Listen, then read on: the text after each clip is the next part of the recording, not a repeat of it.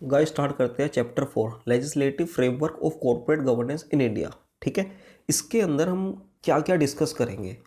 Disclosure under ICDR regulation 2018, disclosure under SEBI takeover code 2011, disclosure under board report. दोस्तों जो ये chapter है ना आपका, इसमें पूरा तो आईसीडीआर आएगा, सेबी टेक ओवर कोड पूरा आएगा, बाकी बोर्ड से रिलेटेड भी इसमें कुछ पोर्शन आएगा। तो इसलिए मैं आपको ये कहना चाहता हूँ कि अगर आप इसको एसीएल वाली अपनी बुक से करें तो ज़्यादा बेटर है, लेकिन उसके बावजूद भी मैंने इसके अंदर जो आपका मेन पॉइंट है, ताकि आपको कम समय में आप इसको रिवाइज कर सकें, क्योंकि इतना ज़्यादा डीप है ना, इतना आपका बाकी चैप्टर इतने बड़े नहीं है, क्योंकि इसमें क्या हुआ आपका एसीएल वाला पोर्शन भी डाल दिया।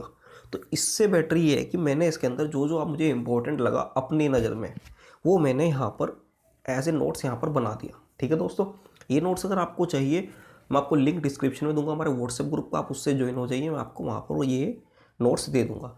ये जो मुझे इसके अंदर इंपॉर्टेंट लगा मेरे अकॉर्डिंग मैंने इसमें यहाँ पर डाल दिया। ठीक है दोस्तों, चलो आईसीडीआर के अंदर मेन जो रेगुलेशंस है मैं आपको यहाँ बता देता हूँ। Filing of draft prospectus with SEBI regulation, lead manager board को ड्राफ्ट प्रोस्पेक्टस देगा कंफर्मेशन कराने के लिए about agreement between issuer and lead manager. ठीक है, ठीक है।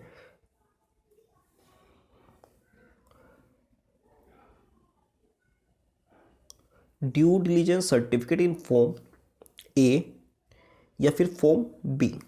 ठीक है, अगर बात हो रही है शेयर से रिलेटेड तो फॉर्म ए जाएगा, अदरवाइज डिबेंचर से रिलेटेड बात है तो फॉर्म बी जाएगा। ठीक है, ड्राफ्ट ऑफर डॉक्यूमेंट भी देगा वो उसको। ठीक है ना, issuers shall also file the draft offer document with the stock exchange where the specified securities are propose to be listed. ठीक है दोस्तों, डन। अब आती है एडवर्टाइजमेंट से रिलेटेड आईसीडीआर रेगुलेशंस आपको क्या कहती है।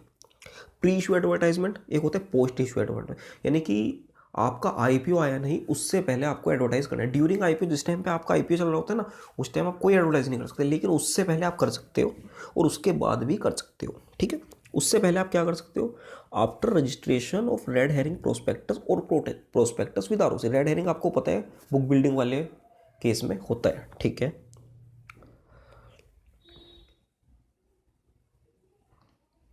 During advertisement in English, Hindi और वर्नाकुलर, जहाँ पर रजिस्टर्ड ऑफिस है वहाँ पर आपको एडवर्टाइज करना है कि हम अपना आईपीओ लेकर आ रहे हैं या फिर एफपीओ लेकर आ रहे हैं। ठीक है, during opening of subscription no advertisement took place. ठीक है, फॉर्मेट क्या होगा, part A of schedule 10। Done done, pre issue का शेड्यूल 10 में, पोस्ट इशू का भी शेड्यूल 10 में ही है। डन।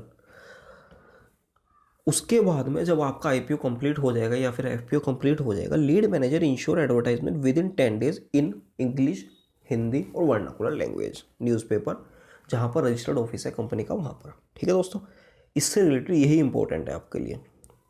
अब सेबी टेक ओवर कोड की बात कर लेते हैं, उसमें डिस्क्लोजर आपको किस किस पॉइंट पे देना होता है। मैं आपको पूरा टेक ओवर कोड नहीं पढ़ाऊंगा, लेकिन मैं आपको जो उसके अंदर मेन चीज़ है वो मैं आपको बताऊंगा, जिसका आपके एग्जाम में आने के चांसेस है। Disclosure relating to share holding and control 28 से 31 रेगुलेशंस में आता है। ठीक है, any person acquirer plus person acting in concern. ठीक है, अगर उनके पास 5% या उससे ज़्यादा शेयर है टारगेट कंपनी के, शेयर है या फिर वोटिंग राइट है। ठीक है, disclose their holding to target company within 2 working days.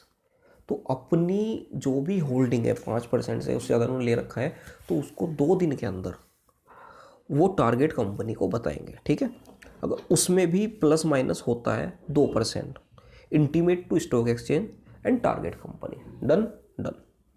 अब बात ये रेगुलेशन 29 है आपकी। Regulation 30, any person acquirer plus PAC. PAC में आपको बता चुका, पर्सन एक्टिंग इन कंसर्न, यानी कि वो एक्वायरर के साथ मिलकर टारगेट कंपनी को टेक ओवर करना चाहता है। ठीक है, होल्ड 25% और मोर शेयर्स या voting right, intimate within 7 working days stock exchange and target company.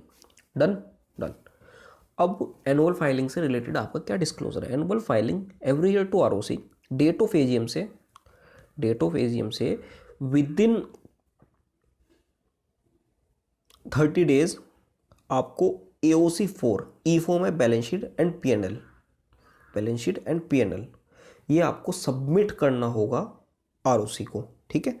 और MGT 7 जो आपका एनुअल रिटर्न का फॉर्म है उसके लिए आपको टाइम मिला हुआ है 60 डेज़ का, ठीक है, डन।